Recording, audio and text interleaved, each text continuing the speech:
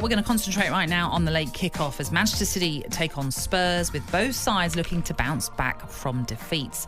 City's 2-1 loss at Brighton condemned Pep Guardiola to a fourth successive defeat for the first time in his illustrious managerial career, while the citizens have not lost this many games consecutively in all competitions since 2006 under former boss Stuart Pearce, when they lost 6 in a row. City are now gearing up for 8 challenging fixtures, 6 in the Premier League and 2 in the Champions League over a 29-day period leading up to Christmas. And ahead of this one, Pep Guardiola was asked for his reaction on losing 4 games on the bounce and how he expects his team to react. Yeah, 4 defeats. Listen, when you are 8 or 9 years here, I think years, or when you're a manager with a long time in one club, you live all the scenarios, all the situations. Like you are able to lose 4 games in a row. At the same time, you are able to win 4 Premier Leagues in a row. But the difference is sometimes most of the teams are able to lose 4 games in a row in different competitions, but just one team won 4 Premier Leagues in a row. So it's happened. When it happened one season, no, but we had 8, 9 years. Yeah, both sides of the coin can happen. It's interesting, Cass, when you hear there from Pep Guardiola, sort of any team can lose 4 in a row, and that's absolutely right. Of course they can. Yeah. But we just don't expect it of City. That's the problem. No, they set a standard that's been ridiculously high. If we see City lose 2 games in a row, we're shocked. Yeah. So what's happened in recent weeks has been pretty astounding. And it has been obviously blighted by injury to certain players. We've talked about it now, why they've lost them. And the importance of Rodri, and then you had Diaz in there, and you had Stones and many others. And there has been certain players that have not quite stepped in with their performances. I'm shocked, but do I really envisage that City are going to fall apart and this is going to be the theme for the rest of the season? No, I don't. I mean, if they lose today and that goes 5, okay, on the spin, they're still second. I know. Even whatever happens. Well, even if they win, they're still second. That's the most annoying thing for a team, when you win and you're like, oh, we stayed where we are. What we should point out is all those defeats that we're talking about, or the 4 games that we've been talking about, they've all been away from home. And they're returning to the Etihad, where they had this incredible 52-game unbeaten run in all competitions. They're also 35 games unbeaten at home in the Premier League. So it's not an easy feat for any team, of course, to head to the Etihad, which Tottenham will have to do today. So joining us for more on this, delighted to say we're joined by the former Spurs and City forward, Clive Allen. Clive, good morning. How are you doing? Hi, Clive. Good morning, Natalie. Good morning, Tony. I'm fine, thank you. So what do you make of this game? Because like we've just talked about, Clive, it's extraordinary to talk in like we are about City and where they are. But there's also this harmony sort of at Tottenham, and they're not in that bad of a position either. No, you're right, Tony. I think it's going to be a fascinating game. Obviously, City off the back of 4 defeats, quite incredible, which started against Spurs in the EFL Cup with a 2-1 defeat. Much changed City side. And as you rightly said, so many injuries to, I would say, big players for City. A number of those, I think, will be back today. That makes it a difficult proposition for Spurs. But 3 points separate nine teams at the top of the Premier League, from Chelsea in 3rd to Brentford, Natalie's Brentford in 11th on 16.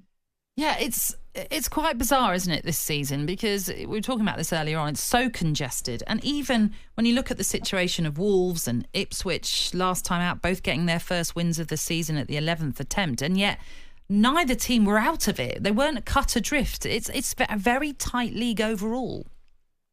Yeah, it is the magic of the Premier League. You know, the top teams can beat the top teams can be beaten by those at the bottom. Highly competitive every single game.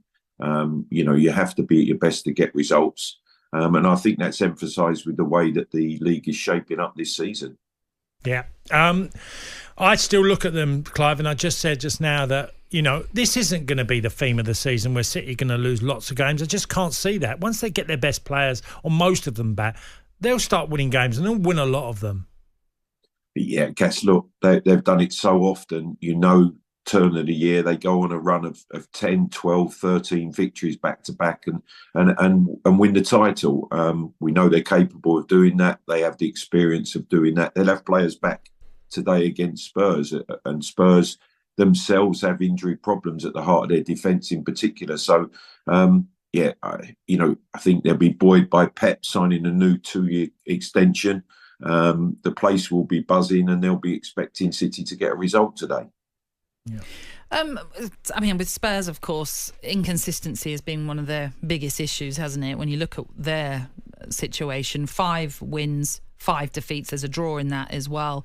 What's been the biggest issue for Ange Postecoglou? I think it's been away from home. I think at home, the way they play, they've made it difficult for themselves in conceding goals early, but managed to turn them around at home. Away from home, they've dominated games, but haven't put those games to bed, and then all of a sudden they've paid the price for that. So, against a City side who are hurting at the moment, they're going to have to be very, very careful. And obviously, they've had good results there. A magnificent 3-3 draw last season, which was an exceptional game. I can see it being a rip-roarer again today. And Tottenham, obviously, Clive, because I feel, again, a little bit like City, that Tottenham are still capable of making a challenge of that top 4, because Solanke settled in really well. Brennan Johnson's improved again. You've got Kulusevski, who's playing that role of the attacking midfielder. I just think there's still a lot there. And yes, they all go down the road. They concede goals in defensive scenarios. I just think they're still not as... It's half full for me, the more half empty with Spurs. Absolutely, Tony. I think when they've been good, they've been very, very good. Second half against West Ham at home, second half against Aston Villa, where they literally, they blew those teams away in a period of 20 minutes where their football was scintillating. It's having that consistency and being able to control the games that's when they've suffered. They've just had periods in games where they've gone quiet. They've not had that I think infectious impetus that the manager wants all the time, and that's something that they're striving for. Just that little bit of consistency. But down to Brentford, they're all in with a chance. There's absolutely no doubt for me. It's going to be a quite breathtaking end to the season, I think. Yeah. You say that, we're only 11 games in. But yeah, you're quite right. Hopefully it will be as tight as it continues to be throughout, because that will certainly make it fascinating. We have got a team 5 points clear. No, we're not talking about them. They're not important right now. That's for tomorrow, Cass, when they head to Southampton. But obviously Tottenham beat City recently in the League Cup. Do you think that could have any bearing on this one? Yeah, not only that, Natalie, but Tottenham's form against Manchester City has been pretty good. I don't think City would be relishing the opposition in Spurs today. They've only won 3 of the past 10 Premier League games, Man City, drawn 2 and lost 5 against Spurs.